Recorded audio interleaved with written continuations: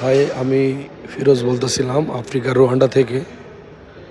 এটা আমার নতুন ফ্লোর। এখানে আর একটা ফ্লোর চালু হইল। এই ফ্লোরের দায়িত্বে বর্তমানে এখন আমি আছি ফ্যাক্টরি ম্যানেজার হিসাবে।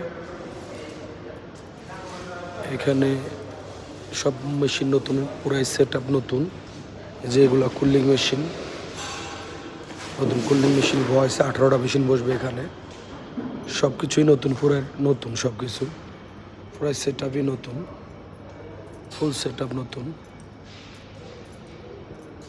এই হলো ইনপুট, এখান থেকে শুরু হবে। ওই আউটপুট, এই যে ওই মাথা আউটপুট, এখনও পাওয়ার দেয় নাই, আগামীকাল হয়তো বা পাওয়ার দিবে।